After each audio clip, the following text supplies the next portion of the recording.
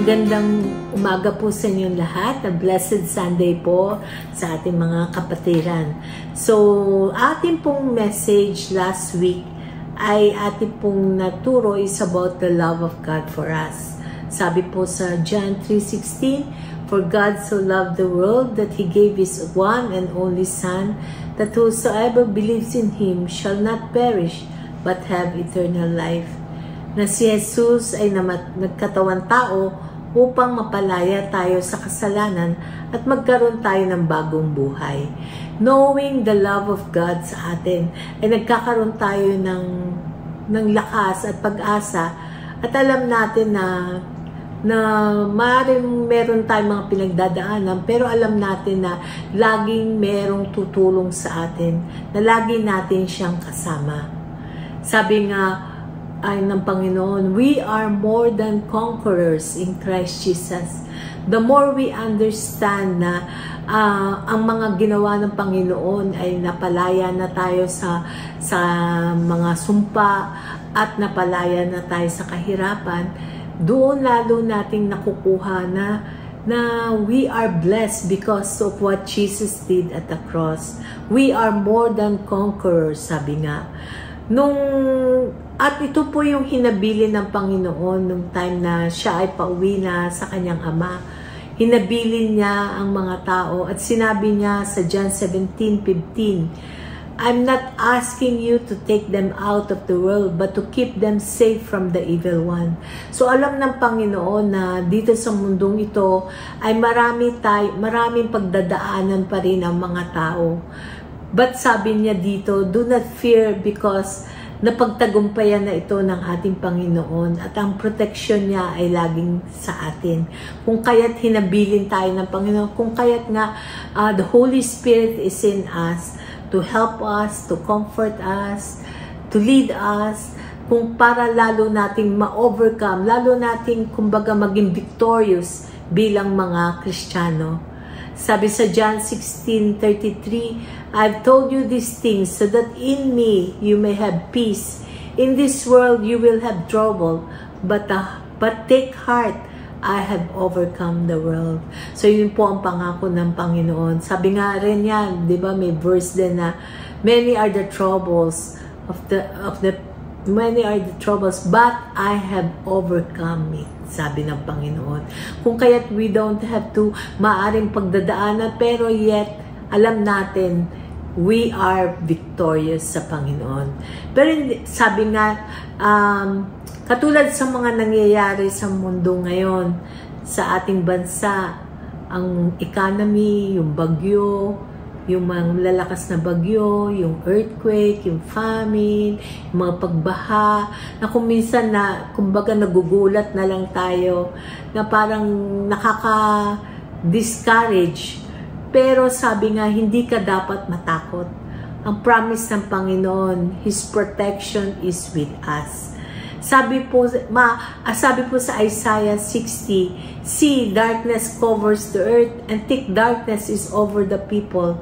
But the Lord rises upon you, and His glory appears over you. Nations will come to your light, and kings to the brightness of your dawn." So, ibig sabihin po nito, maaring sa mundong ito, there's so much darkness na nakikita natin, hopelessness sa mga tao. Pero ano sabi ng Panginoon?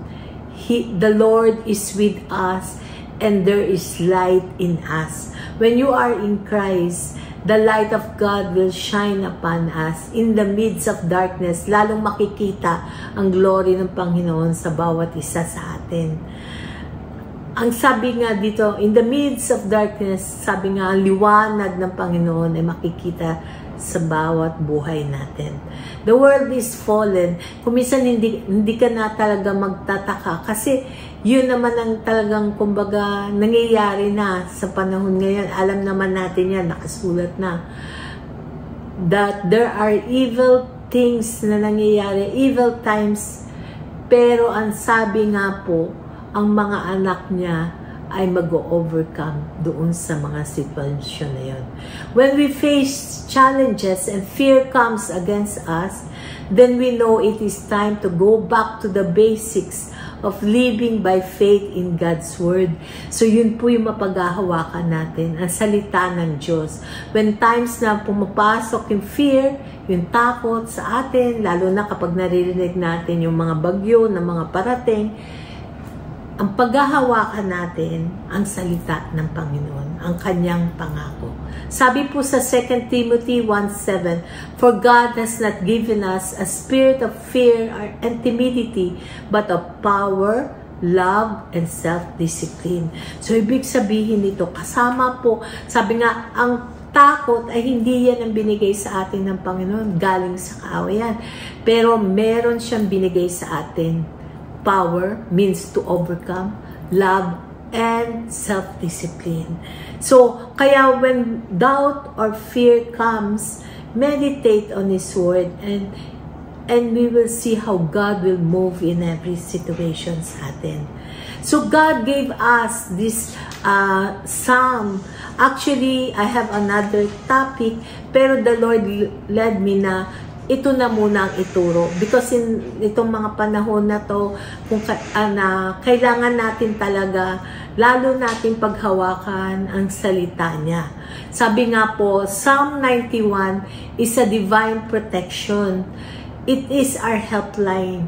Sabi nung sa mga Jewish rabbis, they teach na pag yung Psalm 91, paulit-ulitin daw, kunyari meron kang sakit sa kanila, ang ginagawa nila, paulit-ulit nilang dinideclare yung Psalm 91 and healing comes. So there is power dito sa binigay ng Panginoon na awit, which is in Psalm 99.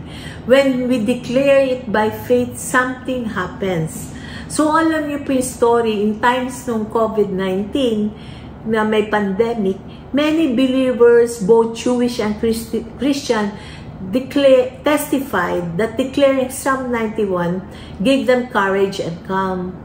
One Jewish rabbi said that this psalm is our ancient spiritual vaccine, not against illness itself, but against fear. So ito yung kumbaga panglaban natin, kasi kung minsan still sometimes pumapasok pa rin ang takot. Kaya ito po yung kumbaga panglaban natin. It is like a vaccine nga, sabi ng isang rabbi. Kaya ito ang helpline natin ng Panginoon. Kung mapapansin niyo, ang Psalm 91, alam niyo sa Amerika,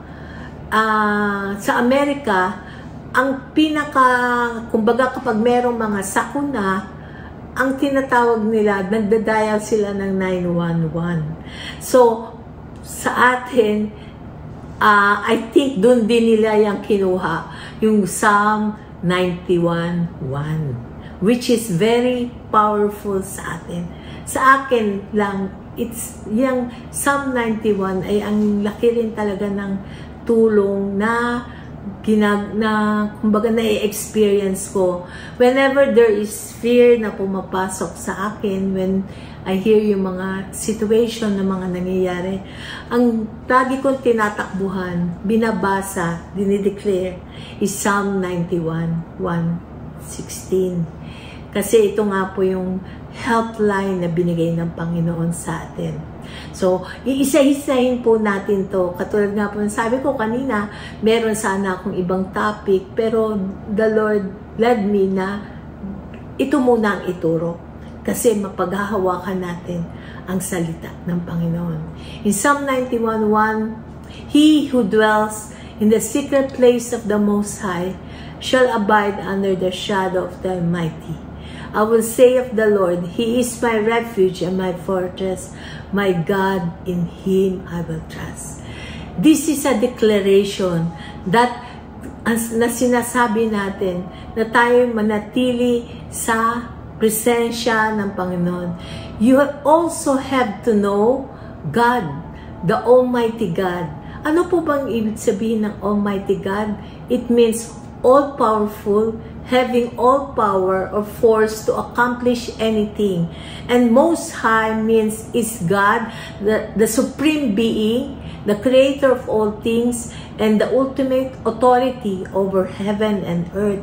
So pagpapakita lamang dito na we seek the presence of God, dahil ang ating Panginoon, He is the Almighty God, that He is all-powerful. Kung alam mo kung anong ibig sabihin, kung gaano ang pagiging Diyos ng ating Panginoon, that He is powerful, that He controls everything, lahat ng weather, lahat ng mga sitwasyon, it's all under God.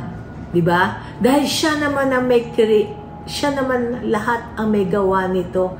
He is the creator of all things. Kaya kumbaga, doon tayo tatakbo, doon tayo mananatili, doon sa Diyos na may hawak ng langit at lupa. Everything is in His hands. And when you know that God loves you, katulad po na napag-aralan natin last week, if you meditate on that how much God loves you, alam mong hindi ka niya papabayaan. Ano man ang pagdadaanan, alam mo na lagi mo siyang kasama. With God, all things are possible. Siya ang may hawak ng langit at lupa. That is why we can say, Lord, you are my refuge and fortress. Ano nga palang ibig sabihin ng dwelling? Di ba sabi nga kanina in verse na, He who dwells in the secret place. Dwelling means na natili ka sa kanyang presensya. The shadow here is that you live so close to Him that His presence covers you. Di ba sabi nga dito, in the secret place. So shadow here is that, ano ba, di ba kunyari yung anino, di ba kapag may anino, parang pumunta ka dun sa katabi ng ano, ay dapat lumapit ka. At ganun po yung gagawin mo. Nalalapit ka sa Panginoon. Huwag kang yung lumayo sa Kanya in times of mga ganitong sitwasyon. Lumapit ka lalo sa Kanya para lalo mong malaman yung comfort niya, yung word niya, yung direction niya. So the more you do that, the more He will be able to protect you. Katulad ng isang farmer, remember, di ba, pwedeng example dito ay yung isang inahin, anong tawag doon, yung manok, yung nainahin, di ba, yung kino-cover niya yung chicks, yung kanyang mga maliliit na mga chicks. So, di ba yung story ng isang farmer na nasunog yung barn niya at nakita niya na parang wala nang natira. Pero nakita niya yung isang manok na inahin na nasunog. Pero nung sinipa niya to, sa ilalim nito ay naglabasan yung mga chicks. So, ibig sabihin nun, yun ang proteksyon na ginagawa nung inahin na manok. At ganon din po tayo sa Panginoon. Yung protection niya ay nasa sa atin. The more na dumidikit ka sa Kanya, the more na you seek His presence, the more He can protect you. And sabi nga dito kanina, di ba, I will say, means we speak it, declare your faith out loud. Powerful ang confession. Because the Word of God is alive. And God is watching every word to fulfill it. So we declare. We declare yung kanina na sinabi na Psalm 91:1, He who dwells in the secret place of the Most High shall abide under the shadow of the Almighty. So as you declare it, something is happening. Diba yan na po na pag-aralan natin? Confession when we declare the Word of God, because the Word of God is alive. Amen? So, sa verse 3 naman po, surely He shall deliver you from the snare of the fowler and from the perilous pestilence. So, what is fowler? So, it is a bird catcher. Ito po yung ginagawa nilang parang isang gamit na panghuli ng ibon. So, isang trap. So, fowler is a bird catcher that represent traps, deceit, temptations, or demonic attacks. So, parang katulad ng mga ito ay kumbaga nililigtas tayo ng Panginoon sa mga ganon, sa mga fowler. So, katulad ng mga scam, yung mga so good to be true na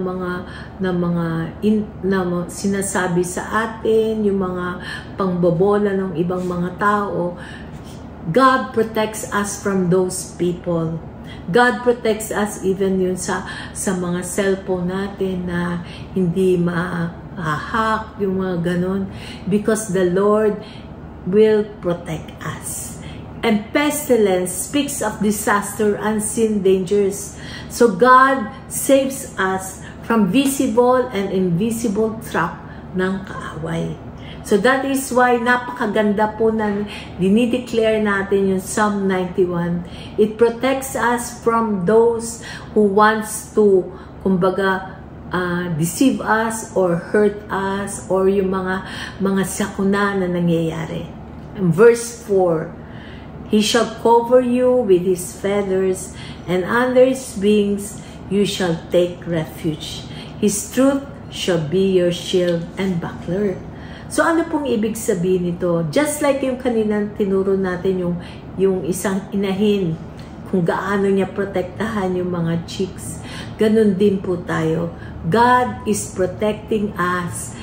His wings refers to the presence of God, yung Shekinah. So yung pinaka-presensya ng Panginoon, ito po yung nagpuprotekta sa atin. And His truth means the Word of God is your protection. If in doubt, seek the Word of God for your protection and guidance. Ang salita niya, ang shield mo, ang pinaka parang panglaban mo. Para kapag may fear or merong mga sitwasyon sa buhay mo na nagpapahirap at hindi nais ng Panginoon sa buhay mo, anong gagawin mo? Salitain mo ang kanyang salita. Because that is the truth. It is like saying na kapag kunyari, di ba, kapag merong sinasabing kaaway, no? So, ang gagawin mo, sabi dito yung truth, sabihin mo yung katotohanan. Ito ang katotohanan sinabi ng Panginoon. That my God, di ko yan, sinabi ng kaaway, ay hindi, wala na, paano na yan? Economy, ganyan na, wala na. Pero anong sabi ng Panginoon? Ano yung katotohanan? Ang katotohanan, ang sinabi ng Panginoon. Ang sinabi ng Panginoon, my God shall supply all my needs according to His riches and glory through Christ Jesus. And ang sabi rin niya, in times of famine, my people will eat plenty. Ano pa? Ang sabi ng Panginoon, that your treasures will become full. So, those are the promises, those are the truth. Ito ang katotohanan. Kung kaya't yun ang dinideclare mo. Ang katotohanan ang sinasabi mo dahil yun ay ang sinabi ng Panginoon. Amen? So, let it become practice for us. Every time na merong mga bad thoughts na papasok sa isip mo, declare the Word of God. Tignan mo na yung sabihin mo yung katotohanan.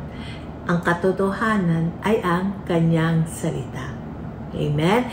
So, sabi dito sa verse 5, You shall not be afraid of the terror by night, nor of the arrow that flies by day, nor the pestilence that walks in darkness, nor the destruction of that lays waste at noonday.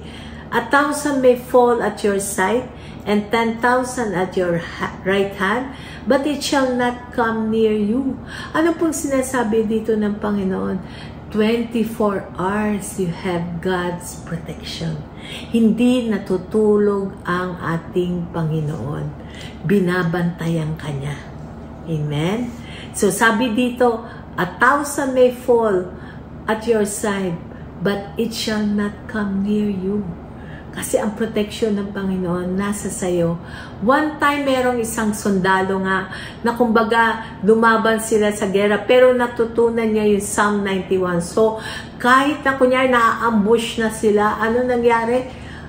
Napunta siya sa isang ditch, yung mga kasamahan niya, doon lang siya nakapwesto. Kala niya na baril na siya kasi parang ambush. Pero ano nangyari? Naprotektahan siya because he recited the Psalm 91. Kasi ang protection ng Panginoon ay nasa kanya. Amen? Kahit namatay yung mga kasamahan niya, siya nabuhay. So makita natin dito how God protects His children. Sabi dito sa verse 8, only with your eyes shall you look and see the reward of the wicked. And because you have made the Lord, who is my refuge, even the Most High, your dwelling place, no evil shall befall you, nor shall any plague come near your dwelling. So the Lord's protection ay nasa sa atin. There is that distinction nga daw between the children of God and the evil one.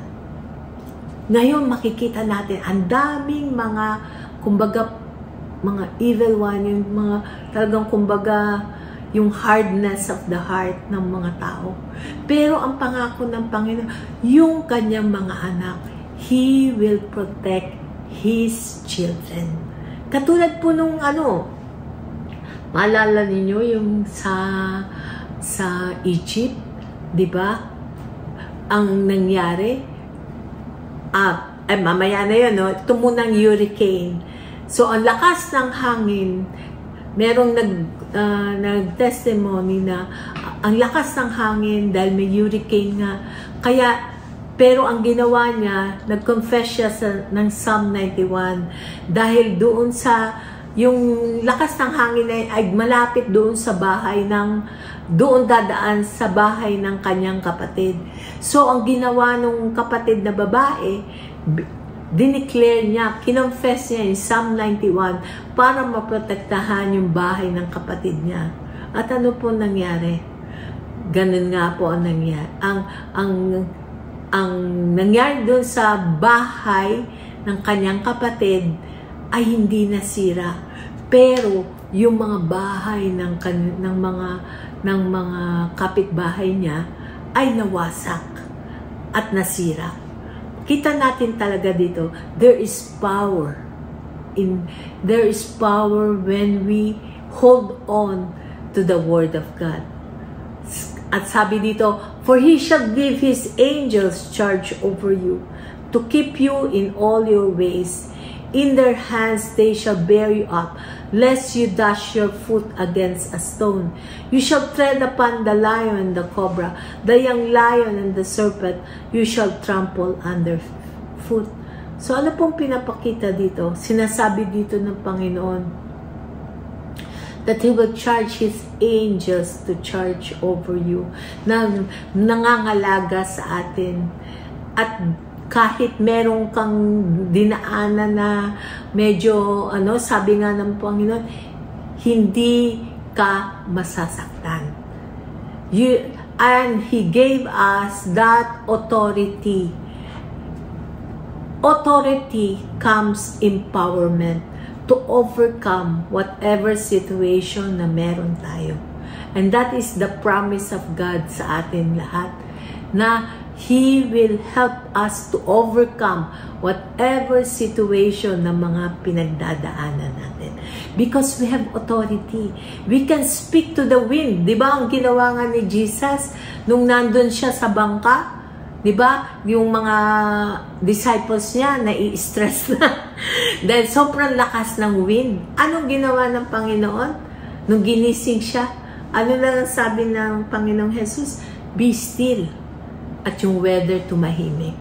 Makita natin, we can declare, we can command the typhoon na ito'y umalis sa lugar natin at masabi na matunaw ka sa ngalan ni Jesus. Because there is power, sabi nga, God gave us that authority to command. And He gave us that authority. Sabi nga na Panginoon, diba, greater works will you do because I go to the Father. And so, use the authority that God gave you. And even yung sa flood, you can command na yung tubig na yan ay hanggang dyan ka lang. Make a declaration na itong tubig na yan, hindi kaaapaw dahil ito ay teritoryo ng anak ng Diyos. Because sabi nga, even the weather, it follows the Word of God. Just like what Jesus did. Amen? So, next is the verse 14. Because He has set His love upon me, therefore I will deliver Him. I will set Him on high, because He has known my name. He shall call upon me, and I will answer Him. I will be with Him in trouble. What is, ano po, ang sinasabi ng Panginoon dito? Even yung kanina pala, na yung sa, remember yung Egyptia, nung nandun sila under slave ang mga Israelites sa Egypt, anong nangyari? Inutusan sila ng Panginoon to put the blood, to put, ilagay sa doorpost nila ang dugo ng tupa, at anong nangyari? Yung angel of death cannot enter that house. And that is how God protects His children. If we declare that, Lord, this is your house, and you protect every properties na meron kami, because ikaw, Panginoon, ang lagi namin kasama. He has set His love upon me, therefore I will deliver Him. I will set Him on high, because I know my name. He shall call upon me, and I will answer Him. I will be with Him in trouble. In trouble. So ano pong sabi dito ng Panginoon? Stay in His love. Always meditate na mahal ako ng Panginoon. When things are happening na hindi kaaya-aya o hindi yung nais mo, basta paghawakan mo, mahal ako ng Panginoon. At kapag you tell that to yourself, I am loved by God, nawawala yung takot. Kasi alam mo, mahal ka ng Panginoon eh. Dahil, di ba kapag meron kang mahal na isang tao, di ba ayaw mo siyang masaktan? Ayaw mo may mangyaring masama sa kanya kasi mahal mo siya. How much more ang ating Panginoon na ikaw ay kanyang anak na mahal ka niya. And that is why we can stand on His love dahil alam natin hindi niya tayo papabayaan. Okay? And when you call, He will answer you. At yan po ang pangako ng Panginoon sa atin. Diba sabi nga ng Panginoon, ask me anything and I will give it to you. And the promise, ang last dito, sinasabi ng Panginoon is, and I will deliver him and honor him. With long life, I will satisfy him and show him my salvation. So, ano po yung pangako ng Panginoon dito? Na sabi niya, I will deliver him and honor him. With long life, I will satisfy him. Ibig sabihin nito, when sinabi niyang satisfy you, ibig sabihin, in everything na mga ikinasasaya mo, God is saying, He will satisfy you. Amen? Whatever yung mga pangangailangan mo, He will provide for you. And dito nakita natin yung salvation. Di ba sabi niya dito? And show Him my salvation. Ano po ba yung salvation? Yung naaral natin in Hebrew. Alam niyo ba yung salvation? Is Yeshua. Which means to rescue, deliver, or save. So, ibig sabihin, ang ating Panginoong Hesukristo, He saved us. At ito yung pangako niya dito sa ending niya.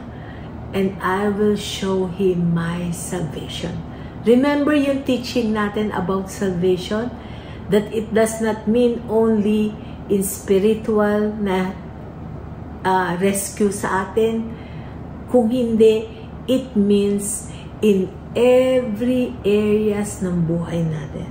Whether physical, emotional, financial, mental, He will save you. Kaya nga pumunta ang ating Panginoong Jesus sa atin para tayo ay maligtas. At yan po yung pinangako niya dito in that ending ng verse ng Psalm 91. Sabi niya, with long life I will satisfy him and show him my salvation. Ibig sabihin, He will save you. Whatever situation na meron ka, He will save you. And that is why you can stand on this. You can stand on the promises of God na hindi ka niya iiwanan. And whatever na ating mga sitwasyon, and we can command that ang proteksyon ng Panginoon ay nasa bawat isa sa atin. Amen? So you declare, you read Psalm 91, you meditate on it, alam mo, nawawala ang takot mo. Kasi mararamdaman mo yan Pag mo yung feel mo, yung parang lahat ng tao nag-ahabang. Pero alam natin, we can rejoice because God will protect us. Amen? So, bago tayo mag-end dito, ay tayo po'y manalangin. Lord, we thank you, O God, for your promise. Alam ko, Panginoon, na ikaw, Panginoon, ang aming Yeshua. You are the one who saves us. You are the one who protects us. And we believe, O Lord God, that, Lord, ikaw, Panginoon, ang lagi namin kasama at magproprotekta sa amin. And in the name of Jesus, we command that typhoon to be gone in the name of Jesus. We declare, O Lord God, that, Lord, your protection is upon each one, upon each family, and Lord God, yung lahat po ng kanilang mga properties, Lord, your protection is upon it and the whole family. We thank you, O Lord God, for your grace that abounds upon us. In Jesus' name we pray. Amen and amen. Ngayon naman po ay dadako tayo sa ating pong communion.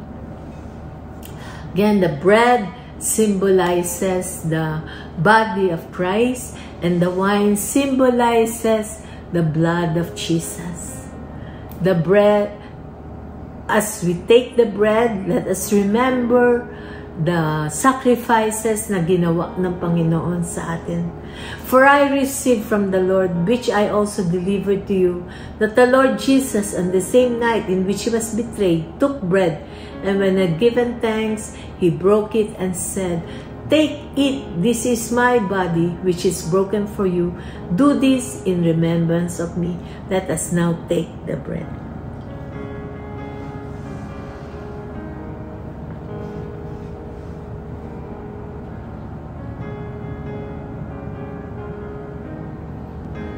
In the same manner, he also took the cup after supper, saying, "This cup is the new covenant in my blood. This do as often as you drink it in remembrance of me." Let us now take the wine.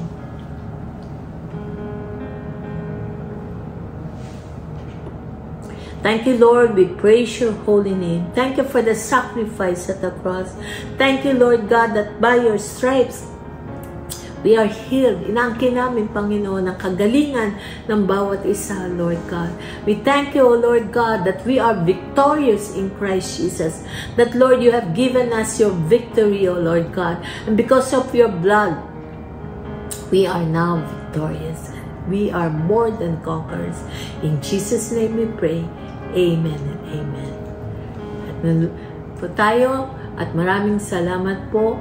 And we thank you, Lord God, Lord, as we end this ating pong service, Lord, we believe, O Lord God, Lord, na bawat isa, Panginoon, your protection is upon us, and go in the peace of God. In Jesus' name we pray. Amen.